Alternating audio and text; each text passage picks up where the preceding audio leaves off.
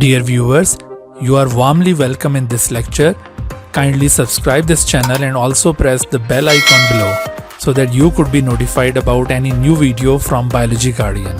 Thank you.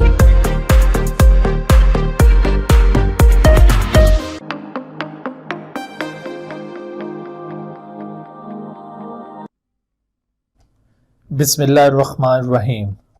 रब्बिश्रह ली सदरी व यस्सिर ली अमरी वहलुल उक़दतम मिन लिसानी यफ़क़हू क़ौली। Assalamu alaikum dear students, welcome in lecture number 6 of chapter 26 of NBF Biology 12. Today we are going to start the topic of DNA sequencing. In this lecture you will learn about introduction to the DNA sequencing technique and one of the basic tool which is used in DNA sequencing, that is gel electrophoresis. आज के lecture में हमने DNA sequencing का topic start करना है। DNA sequencing. DNA sequencing is a technique in which the nucleotide sequence of the DNA is determined.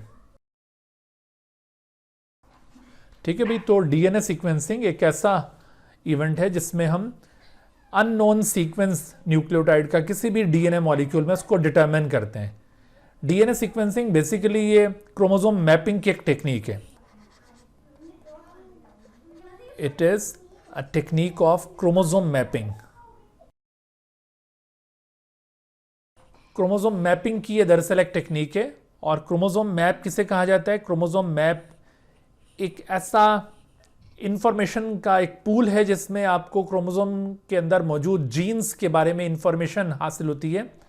एक chromosome map इसमें हो सकता है कि एक क्रोमोसोम के अंदर मौजूद जीन्स के सीक्वेंस का आपको पता चले। Such kind of chromosome map is called genetic map. और ये भी हो सकता है कि क्रोमोसोम मैप ऐसा हो जिसमें आपको उसके अंदर मौजूद डीएनए के न्यूक्लियोटाइड सीक्वेंस के बारे में इंफॉर्मेशन हासिल हो, तो इस तरह का भी क्रोमोसोम मैप हो सकता है। This is called physical map या इसको बेस सीक्वेंस मैप कहा जाता है। दो तरह के ये क्रोमोसोम मैप्स हैं, एक जेनेटिक मैप और दूसरा physical map. And the physical map is also known as base sequence map. Physical map को ही बेस सीक्वेंस मैप कहा जाता है। और ये जो टेक्निक इस वक्त हम डिस्कस करने जा रहे हैं वो दरअसल इसी फिजिकल मैप या बेस सीक्वेंस मैप को कंस्ट्रक्ट करने की एक टेक्निक है। यानी आप इस टेक्निक के जरिए डीएनए के अंदर मौजूद न्यूक्लियोटाइड सीक्वेंस को एनालाइज करेंगे, उसको डिटरमिन करेंगे और इससे आपके पास मौजूद क्रोमोसोम में मौजूद डीएनए के अंदर तमाम न्यूक्लियोटाइड्स का सीक्वेंस हासिल हो जाएगा। ऑन द अदर हैंड ये जो जेनेटिक मैप था, it provides information about the genes present in the chromosome, कि कौन कौन से जीन्स प्रेजेंट हैं और वो एक दूसरे से कितने फासले पर मौजूद हैं और इसके साथ साथ उनका सीक्वेंस क्या है। ठीक है, यानी genetic map provides information about the particular genes in the chromosome, provides information about particular genes in chromosome. It provides information about the sequence of genes in the chromosome, and it provides information about relative distance. It also provides information about relative distance between the genes.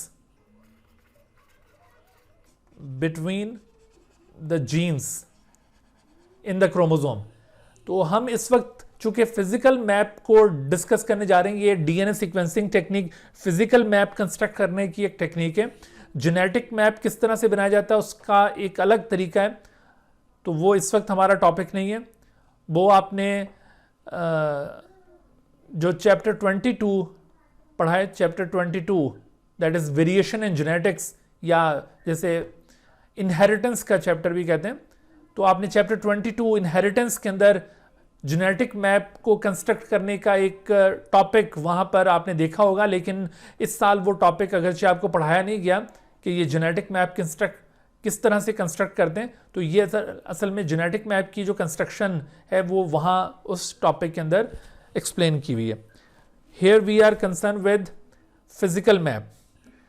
अच्छा, base sequence map को determine करने के लिए जो हम ये technique अभी learn करने जा रहे हैं, डीएनए सीक्वेंसिंग टेक्निक, इस टेक्निक में एक इंपॉर्टेंट टूल हम यूज करेंगे और वो है जेल इलेक्ट्रोफोरेसिस। इस वजह से इस टेक्निक को आगे बढ़ाने से पहले हम ये जेल इलेक्ट्रोफोरेसिस को पहले डिस्कस करते हैं। जेल इलेक्ट्रोफोरेसिस, फर्स्ट ईयर में भी आपने जेल इलेक्ट्रोफोरेसिस चैप्टर नंबर 1 के अंदर सेल स्ट्रक्चर एंड फंक्शन में जो बेसिक टेक्निक सेल बायोलॉजी में यूज होती हैं उस सिलसिले में आपने इस टॉपिक को पढ़ा हुआ है। तो ये जेल इलेक्ट्रोफोरेसिस, इसको हम यहाँ पे आज डिस्कस करने लगे हैं। Gel electrophoresis is used as a tool in DNA sequencing technique, not only in DNA sequencing technique but in many other genetic engineering techniques ये टूल यूज किया जाता है। ठीक है, तो it is used as tool. जी बेटा,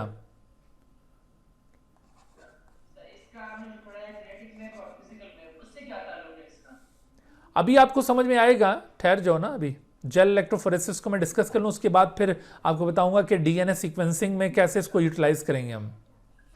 अच्छा, तो it is used as tool in DNA sequencing technique. देखो ये आपको इसका यूटिलाइजेशन में आपको बता रहा हूं कि जेल इलेक्ट्रोफोरेसिस ये डीएनए सीक्वेंसिंग टेक्निक में एक टूल की हैसियत रखता है। तो हम इसको किस तरह से वहां पे यूटिलाइज करेंगे, पहले जरा जेल इलेक्ट्रोफोरेसिस का प्रिंसिपल अंडरस्टैंड कर लें, उसके बाद फिर हम इसकी यूटिलाइजेशन देखते हैं कि डीएनए सीक्वेंसिंग टेक्निक में जेल इलेक्ट्रोफोरेसिस का क्या रोल है। अच्छा, जेल इलेक्ट्रोफोरेसिस, इसको अगर आप डिफाइन करेंगे व्हाट इज जेल इलेक्ट्रोफोरेसिस, तो आप इसे यूं डिफाइन कर सकते हैं कि this is a technique which is used to separate different size fragments of a charge bearing molecule। कोई भी चार्ज बेयरिंग मॉलिक्यूल जिसके ऊपर कोई डेफिनेट चार्ज प्रेजेंट हो, यानी वो या तो पॉजिटिवली चार्ज हो या नेगेटिवली चार्ज हो, तो उस चार्ज बेयरिंग मॉलिक्यूल के अगर आपके पास डिफरेंट साइज के फ्रेगमेंट्स हैं तो उनको आप सेपरेट कर सकते हैं by using this technique under the influence of an electric field in a gel medium. ठीक है, this is a technique which is used to separate different size fragments of a charge bearing molecule under the influence of an electric field, under the influence of an electric field। ये काम हम एक electric field के under influence करेंगे और इसे आप एक जेल मीडियम के अंदर परफॉर्म करते हैं, इन अ जेल मीडियम। इसी वजह से नाम इसका जेल इलेक्ट्रोफोरेसिस है, जेल मीडियम। एक खास मटेरियल का एक जेल बनाया जाएगा, जेल जो कि एक semi liquid semi solid substance होता है। तो उस जेल मीडियम के अंदर आप under the influence of an electric field किसी चार्ज बेयरिंग मॉलिक्यूल के डिफरेंट साइज के फ्रेगमेंट्स को सेपरेट करते हैं इसके जरिए। मिसाल के तौर पर वो चार्ज बेयरिंग मॉलिक्यूल क्या हो सकता है? That charge bearing molecule may be the DNA, it may be RNA, या फिर वो प्रोटीन हो सकती हैं, कोई भी प्रोटीन मॉलिक्यूल्स हो सकते हैं, पॉलीपेप्टाइड्स। ये ऐसे पॉलीमर कंपाउंड्स हैं जिनके ऊपर डेफिनेट चार्ज प्रेजेंट होता है। यहां पर मैंने जो चार्ज बेयरिंग मॉलिक्यूल की बात की है ना, तो यहां पर आप फर्दर ऐड कर लें कि चार्ज बेयरिंग पॉलीमर मॉलिक्यूल। हम ये पॉलीमर मॉलिक्यूल्स के लिए इसको यूज करते हैं। और पॉलीमर्स किसे कहते हैं? पॉलीमर्स ऐसे मॉलिक्यूल्स होते हैं जो चेन लाइक मॉलिक्यूल्स होते हैं, रिपीटिंग यूनिट्स पर मुश्तमिल होते हैं। तो जाहिर है डिफरेंट साइज के फ्रेगमेंट्स की अगर हम बात करें तो वो डेफिनेटली पॉलीमर मॉलिक्यूल्स ही हो सकते हैं, जैसा कि डीएनए, आरएनए या प्रोटीन। तो आप जानते होंगे कि डीएनए के ऊपर नेगेटिव चार्ज प्रेजेंट होता है, ये नेगेटिवली चार्ज्ड है,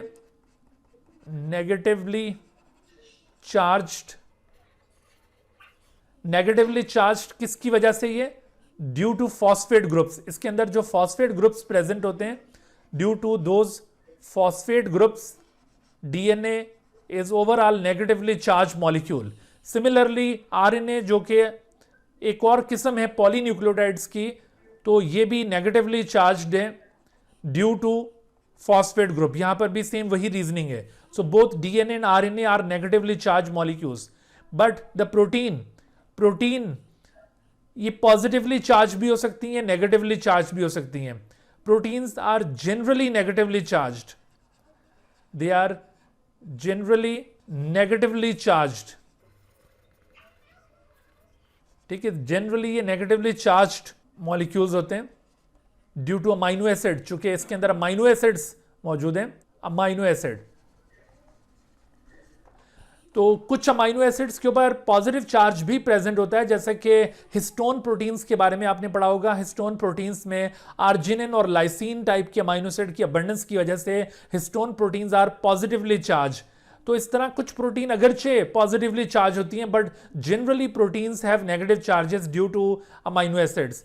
तो इस तरह आप देखिए कि ये चार्ज बेरिंग मॉलिक्यूल्स हैं, इनके डिफरेंट साइज के फ्रेगमेंट्स अगर आपके पास मौजूद हैं तो आप उनको जेल इलेक्ट्रोफोरेसिस टेक्निक के जरिए एक दूसरे से सेपरेट कर सकते हैं। जेल इलेक्ट्रोफोरेसिस में हम एक जेल मीडियम के अंदर ये सेपरेशन करते हैं, और वो जेल मीडियम किस चीज़ का यूज़ किया जाता है? जेल मीडियम बनाने के लिए एक ख़ास मटीरियल यूज़ किया जाता है। Gel medium is prepared by agarose या फिर पॉलीएक्रिलामाइड। एगरोज या फिर पॉलीएक्रिलामाइड, पॉलीएक्रिलामाइड।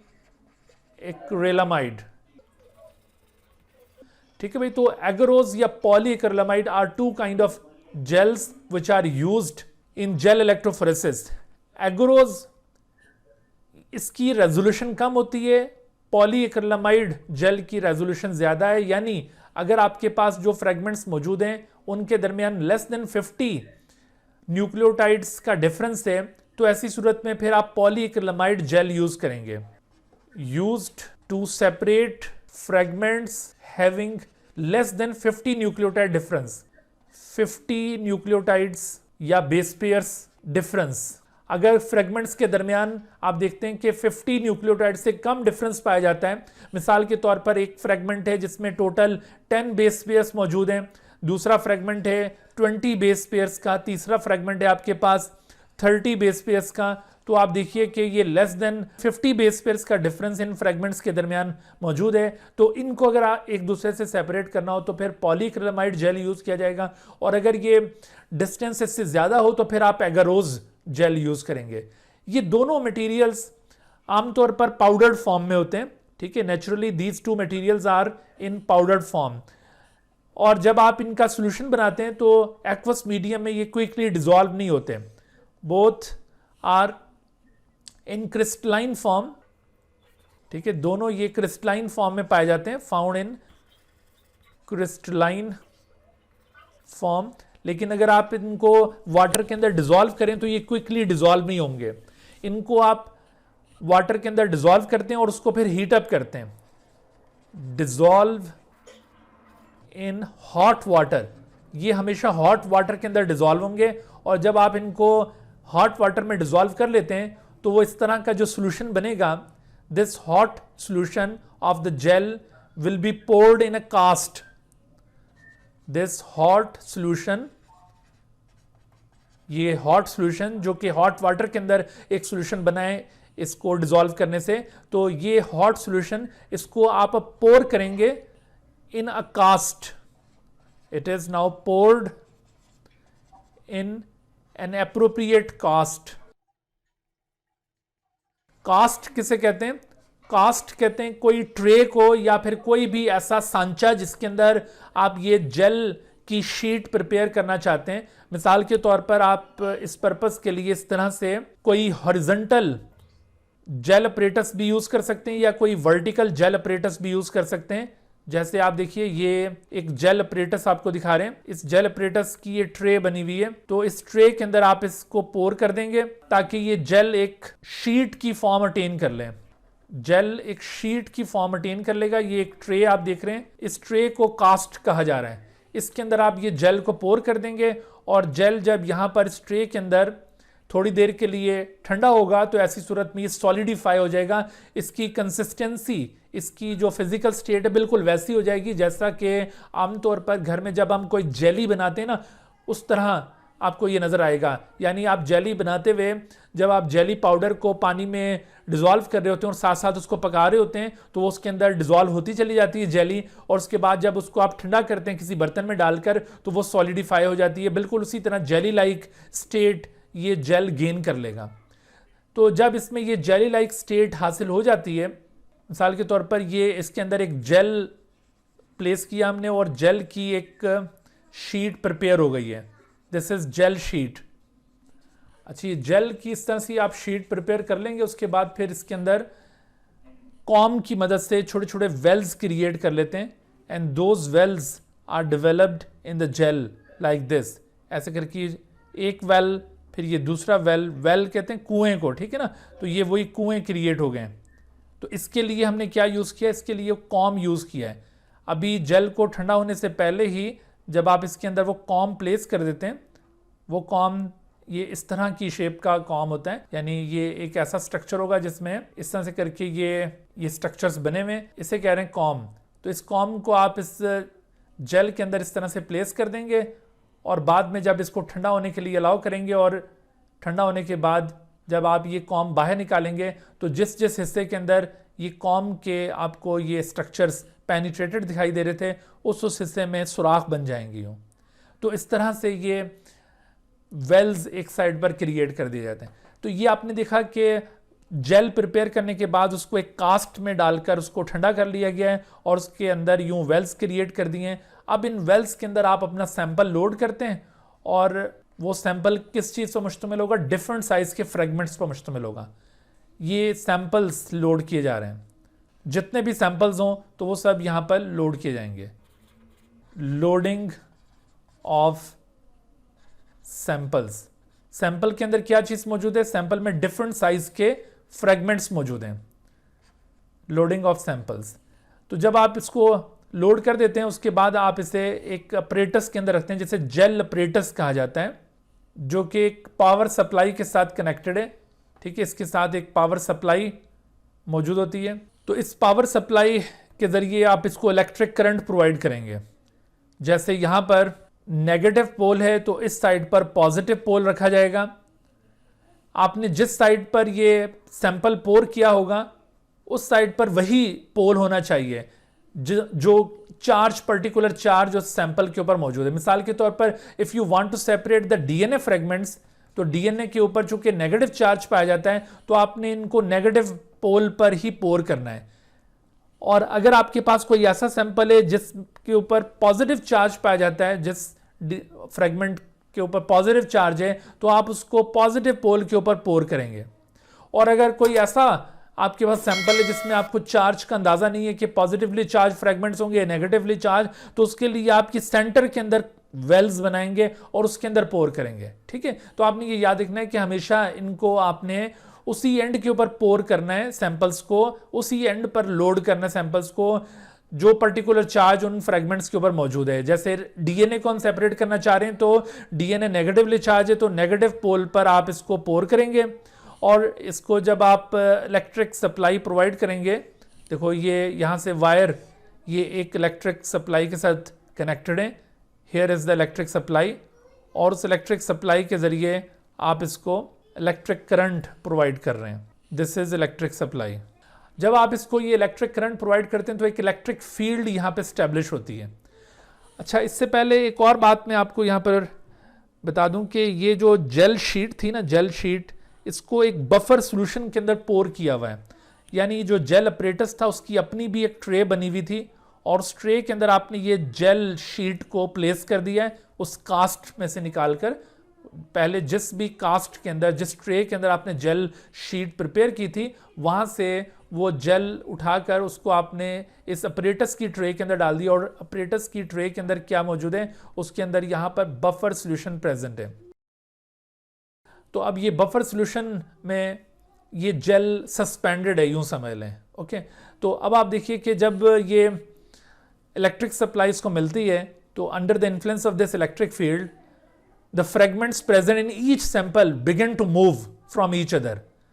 हर एक सैंपल में डिफरेंट साइज के फ्रेगमेंट्स हैं और वो एक दूसरे से अलहदा होना शुरू हो जाएंगे, मूव करना शुरू कर देंगे। इनकी मूवमेंट जो होती है, movement of the fragments movement of fragments in gel medium. Gel medium के अंदर जो मूवमेंट ऑफ फ्रेगमेंट है उसका प्रिंसिपल क्या है? देखिए, नंबर 1 कि हमेशा फ्रेगमेंट्स अपोजिट चार्ज की तरफ मूव करेंगे। Fragments always move towards opposite charge. जैसे भी आप देख रहे हैं कि ये नेगेटिवली चार्ज मॉलिक्यूल्स थे, पॉजिटिव पोल की तरफ ये माइग्रेट करेंगे। दूसरा यहां पर प्रिंसिपल ये है कि movement always occur in straight lane. Movement always occurs in straight lane. ऐसा नहीं होगा कि यहां पर इस सैंपल का जो फ्रेगमेंट है वो मूव करके कहीं इधर चला जाएगा और इधर वाला सैंपल मूव करके कोई इधर आ जाएगा, ऐसा नहीं है। ये इस सैंपल के फ्रेगमेंट बिल्कुल स्ट्रेट लेन में इधर मूव करेंगे, इस सैंपल के फ्रेगमेंट स्ट्रेट लेन में यहां पर मूव करेंगे। तो इस तरह से ये बिल्कुल स्ट्रेट लेन के अंदर इनकी मूवमेंट होती है, स्ट्रेट लेन। नंबर 3 इसका प्रिंसिपल ये है कि ये जो मूवमेंट परफॉर्म हो रही है उसके ऊपर कई एक फैक्टर्स और भी इन्फ्लुएंस करते हैं, और उन फैक्टर्स में जैसे जो कंसंट्रेशन ऑफ जेल है वो बड़ी मैटर करती है। कंसंट्रेशन ऑफ जेल, उसका इफेक्ट होगा। कंसंट्रेशन ऑफ जेल से मतलब है पोर साइज। असल में ये जो जेल है ना, ये बेसिकली एक पॉलीमर मॉलिक्यूल का जेल है, यानी एगरोज और पॉलीएक्रिलामाइड ये इटसेल्फ पॉलीमर्स होते हैं, ये दोनों भी पॉलीमर्स हैं। तो जब आप इनका जेल बना लेते हैं ना, तो ये जेल के अंदर छोटे छोटे सुराख बने हुए होते हैं। जैसे ये जेल के आप यूं समझ लें कि ये जेल में ये मौजूद फ्रेगमेंट्स ये एक दूसरे को इस तरह क्रॉस कर रहे हैं, बिल्कुल उस तरह जैसे एक नेटवर्क बना हुआ होता है ना, तो इसके अंदर छोटे छोटे सुराख हैं। इन सुराखों को पोर कहा जाता है, पोर्स, यानी जेल पोरस है, जेल बिल्कुल सॉलिड नहीं है, जेल इज पोरस। तो जेल के अंदर मौजूद ये जो सुराख है उनका साइज डिपेंड करता है कंसंट्रेशन ऑफ जेल के ऊपर। आप जितना हाई कंसंट्रेशन यूज करेंगे इस जेल की, यानी पॉलीक्रिलामाइड या फिर एगरोज, जितना ज्यादा क्वांटिटी में आप यूज करेंगे उतना ये जेल थिक बनेगा और पोर साइज छोटा हो जाएगा। और जितना ये कंसंट्रेशन ऑफ जेल लेस रखेंगे तो ऐसी सूरत में पोर साइज बड़ा रहेगा। तो पोर साइज का इफेक्ट क्या होता है कि जो स्मॉलर पोर साइज है वो लेस एफिनिटी शो करता है फ्रेगमेंट्स के साथ, और लार्जर पोर साइज मोर एफिनिटी शो करता है, यानी फ्रेगमेंट्स इजीली मूव करते हैं लार्जर पोर साइज के अंदर। Fragments move easily in larger pore size. जो लार्जर पोर साइज होगा जेल का, तो वहां पर ये फ्रेगमेंट इजीली मूव करेंगे। इसके अलावा देखो मजीद फैक्टर्स में जो चार्ज प्रेजेंट है फ्रेगमेंट्स के ऊपर वो भी मैटर करता है। चार्ज ऑन द फ्रेगमेंट्स, कि फ्रेगमेंट्स के ऊपर जो चार्ज प्रेजेंट है वो किस तरह का है। अगर तो फ्रेगमेंट ज्यादा बड़ा है तो उसमें जाहिर है कि चार्ज ज्यादा होगा, और फ्रेगमेंट छोटा है तो चार्ज कम होगा। तो जितना चार्ज ज्यादा होगा तो अपोजिट पोल के साथ उसका जो रिलेटिव डिफरेंस है वो कम हो जाएगा। तो डिफरेंस कम होने की वजह से उसकी मूवमेंट स्लो हो जाएगी। यानी यूं समझ लें कि जो हाई चार्ज बियरिंग फ्रेगमेंट होगा वो स्लो मूव करेगा, high charge bearing fragment move slowly then low charge bearing fragment. ठीक है, तो ये इस तरह से चार्ज इफेक्ट करता है। और जाहिर है कि जो बड़ा मॉलिक्यूल है ना उसके ऊपर चार्ज ज्यादा होता है तो उसकी मूवमेंट कम होगी, और जो छोटा फ्रेगमेंट उसकी मूवमेंट ज्यादा होगी। फिर इसी तरह से देखो एक और फैक्टर जो इसके ऊपर इन्फ्लुएंस करता है वो साइज ऑफ द फ्रेगमेंट भी है। साइज ऑफ फ्रेगमेंट भी आप देख रहे हैं कि वो चार्ज के साथ ही कंसर्न है। तो जो लार्जर फ्रेगमेंट्स होंगे वो स्लो मूव करेंगे और स्मॉलर फ्रेगमेंट्स मूव फास्टर। ठीक है, लार्जर फ्रेगमेंट्स मूव स्लो और जो स्मॉलर फ्रेगमेंट्स हैं वो move faster. Smaller fragments move faster. तो इस तरह से ये साइज का भी इफेक्ट आता है उसके ऊपर। फिर shape of the molecule, shape of molecule, यानी जो आप डीएनए मॉलिक्यूल सेपरेट कर रहे हैं उसकी शेप कैसी है, मतलब कि सर्कुलर मॉलिक्यूल है या फिर लीनियर मॉलिक्यूल है। तो सर्कुलर मॉलिक्यूल ये आहिस्ता मूव करते हैं, मूव स्लो, और जबकि लीनियर मॉलिक्यूल, लीनियर से मतलब है स्ट्रेट डीएनए, यानी जैसे यूकैरियोटिक डीएनए लीनियर डीएनए होता है, it will move faster than circular DNA. ठीक है, जैसे मिसाल के तौर पर एक ही नंबर ऑफ बेस पेयर्स शामिल दो मॉलिक्यूल्स हैं, सपोज करें कि 100 बेस पेयर्स के दो मॉलिक्यूल्स हैं, एक मॉलिक्यूल सर्कुलर शेप का है, 100 बेस पेयर्स का, और दूसरा मॉलिक्यूल लीनियर है, सर्कुलर शेप ऐसी होगी और लीनियर शेप ऐसी होगी। दोनों का अगर साइज सेम है, 100 बेस पेयर्स हैं, तो कौन ज्यादा फास्ट मूव करेगा? लीनियर। ये जो सर्कुलर मॉलिक्यूल है वो थोड़ा स्लो मूव करेगा, ठीक है। तो इस तरह शेप ऑफ मॉलिक्यूल का भी इफेक्ट आता है मूवमेंट के ऊपर। जी सर, जो पॉजिटिव और नेगेटिव चार्ज होगा वो हम किधर लगाएंगे? जिसके अंदर जेल है ट्रे के अंदर, या जिसके अंदर वाटर है उस पे? हाँ, जो बफर कंटेनिंग ट्रे होती है ना, तो असल में ये पॉजिटिव और नेगेटिव पोल्स उस बफर के साथ कनेक्ट किए जाते हैं और जेल उस बफर के अंदर सस्पेंडेड होता है। मैंने अभी आपको यही बात समझाई थी कि ये जो हमने पॉजिटिव और नेगेटिव इलेक्ट्रिक सप्लाई प्रोवाइड करनी है वो दरअसल बफर को सप्लाई करनी है, यानी बफर मीडियम के अंदर दरअसल ये इलेक्ट्रिक फील्ड स्टैब्लिश हुई है और उस बफर के अंदर आपका वो जो जेल शीट है जिसके अंदर आपने सैंपल लोड किया हुआ है वो सस्पेंडेड है उस बफर के अंदर। समझ आ गई बात? जब ये जेल शीट बफर के अंदर सस्पेंडेड होगी तो जाहिर है कि जेल के अंदर जो सुराख हैं, छोटे छोटे पोर्स हैं, उनके अंदर भी वो बफर पहुंच जाएगा। तो इस तरह से ना सिर्फ आपकी वो जो जेल शीट है उसके अंदर इलेक्ट्रिक फील्ड स्टैब्लिश हो जाएगी, बल्कि वो जो पूरी ट्रे थी जिसके अंदर बफर एडेड था उसमें वो इलेक्ट्रिक फील्ड स्टैब्लिश हुई होगी। तो उस इलेक्ट्रिक फील्ड के अंडर इन्फ्लुएंस ये मूवमेंट परफॉर्म हो रही है। तो इस तरह से आपने देखा कि मूवमेंट ऑफ फ्रेगमेंट्स के ऊपर ये डिफरेंट फैक्टर्स इन्फ्लुएंस करते हैं। इसका प्रिंसिपल जब आपसे पूछा जाए कि what is the principle of the movement of fragment in the gel medium, तो उसमें आपने ये सारे पॉइंट्स याद रखने हैं कि fragments always move towards the opposite charge या opposite pole, movement always occur in the straight lane, and concentration of gel also matters. यानी अगर ये हाई कंसर्नेशन आप यूज करेंगे, पोर साइज इज स्मॉलर, तो ऐसी सूरत में मूवमेंट थोड़ी डिफिकल्ट हो जाएगी, और अगर आप यूज कर रहे हैं लो कंसर्नेशन, पोर साइज लार्जर होगा, तो मूवमेंट विल बी फैसिलिटेटेड।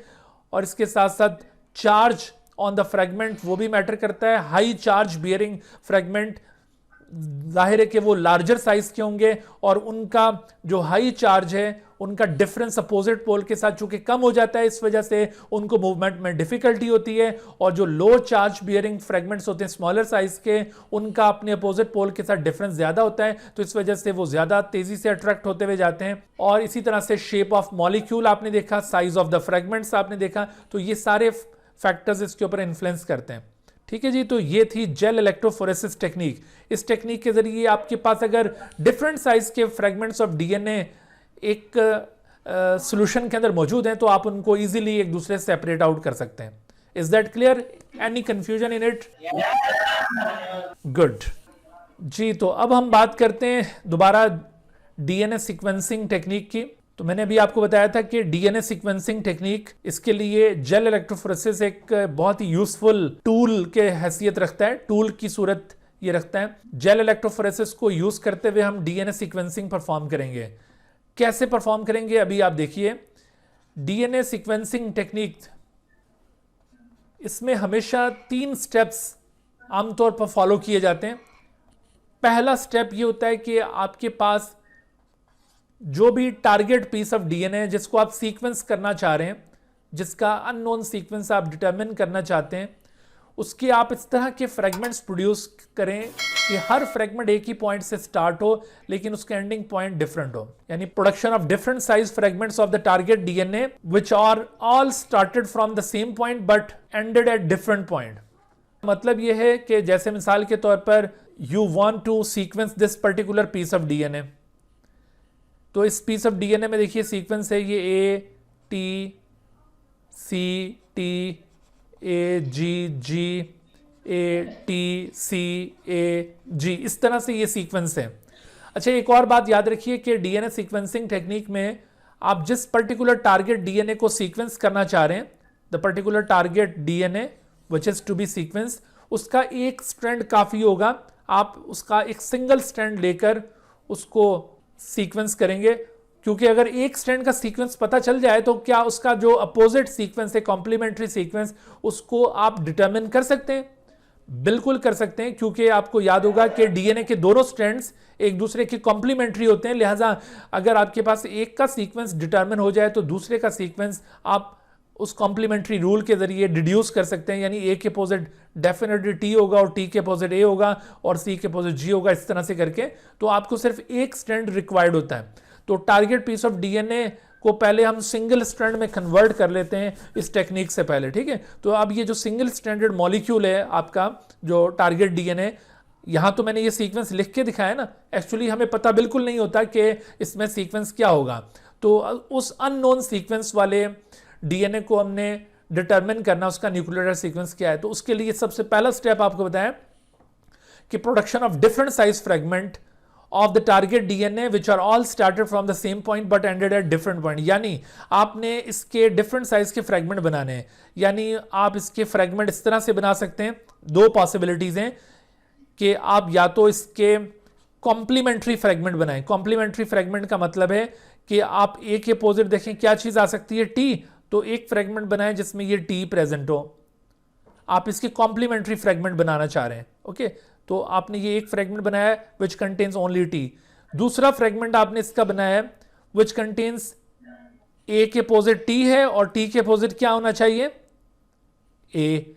तो ये दूसरा फ्रेगमेंट है जिसमें ये देखिए शुरू के दो न्यूक्लियोटाइड्स हैं। सिमिलरली तीसरा फ्रेगमेंट इस तरह से होना चाहिए, ए के अपोजिट क्या आता है, टी, और टी के अपोजिट ए, और ए के ये सी के अपोजिट क्या आएगा, जी। तो थर्ड फ्रेगमेंट जिसमें ये सीक्वेंस होगा। तो यूं करते करते आप तमाम पॉसिबल लेंथ के फ्रेगमेंट्स बनाएंगे। कैसे बनाएंगे ये सारी बातें अभी हमने सीखनी है, ठीक है। अभी हौसला रखना कि ये सब कुछ कैसे होगा, यही तो हमने इस टेक्निक में लर्न करना है। तो बहरहाल आप ये याद रखिए कि इस टारगेट पीस ऑफ डीएनए के आपने इस तरह से फ्रेगमेंट्स बनाने कि हर फ्रेगमेंट एक ही पॉइंट से स्टार्ट हो लेकिन उसका एंडिंग पॉइंट डिफरेंट हो। आप देखिए हर एक फ्रेगमेंट ये टी से स्टार्ट हो रहा है लेकिन उसका एंडिंग पॉइंट एक एक न्यूक्लियोटाइड के डिफरेंस से डिफर करता जा रहा है। समझ आ रही बात। तो इस तरह तमाम पॉसिबल लेंथ के फ्रेगमेंट आप इसके तैयार करेंगे। दूसरी पॉसिबिलिटी यह है कि आप इसके बिल्कुल एग्जैक्टली इसी के फ्रेगमेंट बनाएं, यानी इसमें आप कॉम्प्लीमेंट्री बनाने के बजाय आप इसी के फ्रेगमेंट बनाएं, यानी इसकी सेवरल कॉपीज आप लेकर उसको एक कॉपी को यहां से कट करें तो आपके पास एक फ्रेगमेंट बना जो कि ये पहला न्यूक्लियोटाइड कंटेन करता है, दैट इज ए।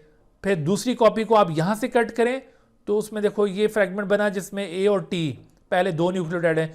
तीसरी कॉपी को आप यहां से कट करें तो इस तरह से आपके पास तीसरा फ्रेगमेंट बना है जिसमें ए, टी और सी मौजूद है। चौथे को आप यहां से कट करें तो आपके पास एक और फ्रेगमेंट बन गया जिसमें ए, टी, सी और टी मौजूद है। तो आप देख रहे हैं कि आप इसी मॉलिक्यूल की सेवरल कॉपीज को डिफरेंट पॉइंट पर काट के इस तरह डिफरेंट साइज के फ्रेगमेंट बना सकते हैं जो कि एक ही पॉइंट से स्टार्ट होंगे लेकिन उनका एंडिंग पॉइंट डिफरेंट होगा। तो बेटा याद रखो कि डीएनए सीक्वेंसिंग टेक्निक में ये जो पहला स्टेप है ना, ये बहुत ही प्राइम इंपॉर्टेंस रखता है। ये पहला स्टेप अगर सक्सेसफुली परफॉर्म हो जाए तो आप सीक्वेंस को डिटरमिन करने के काबिल हो जाते हैं।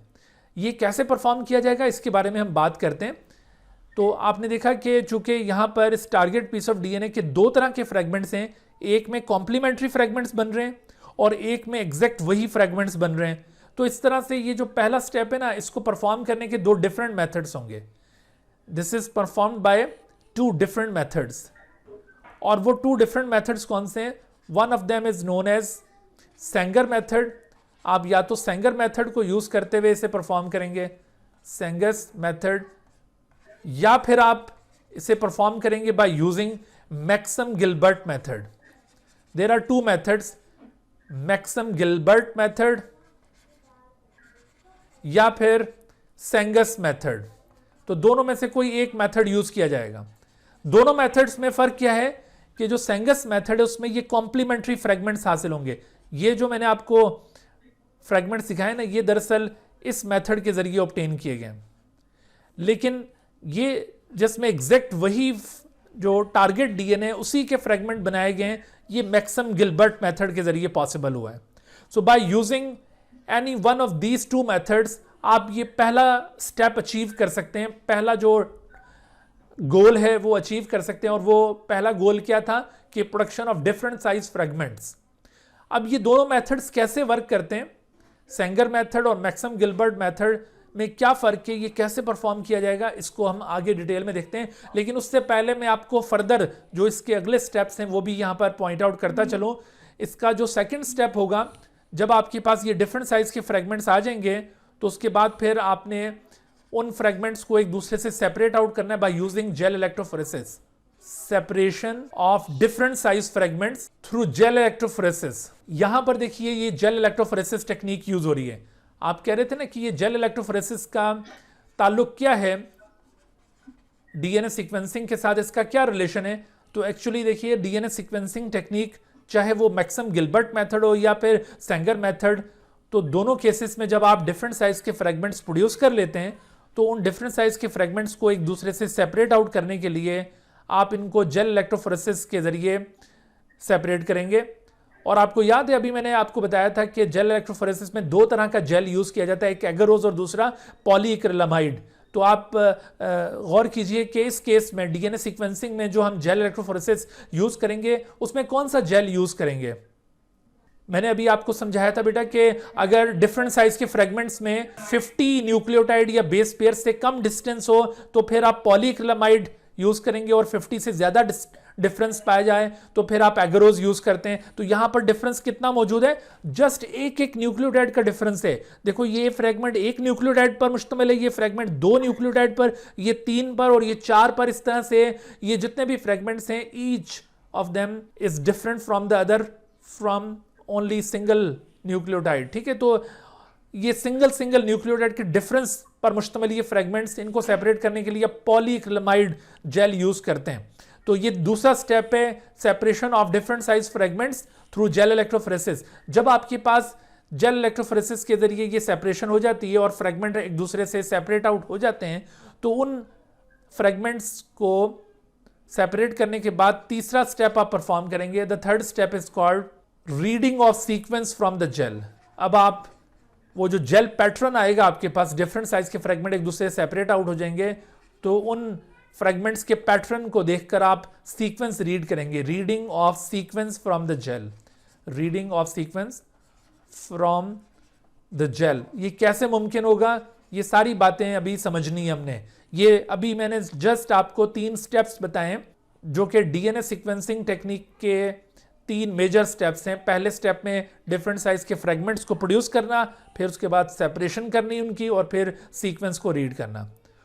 और इनको हम इनमें से जो पहला स्टेप है, इस पहले स्टेप को इन दोनों में से किसी एक मेथड के जरिए हम परफॉर्म करेंगे। हमारे कोर्स में यहाँ पर सेंगर्स मेथड वो गिवन है, मैक्सम गिलबर्ट मेथड अगरचे बुक में मौजूद है लेकिन वो एक एक्स्ट्रा रीडिंग मटेरियल के तौर पर मौजूद है, उसको आप पढ़ लीजिएगा। ठीक है, तो हम यहाँ पर बेसिकली सेंगर्स मेथड के तहत जो डीएनए सीक्वेंसिंग होती है उसको यहाँ पे अभी लर्न करेंगे। Dear viewers, thank you for watching this video. If you have not subscribed this channel, kindly subscribe it and also press the bell icon below so that you could be notified about any new video lecture from Biology Guardian. And also do not hesitate to ask any question regarding this lecture. My contacts are shown on the screen. Thank you once again.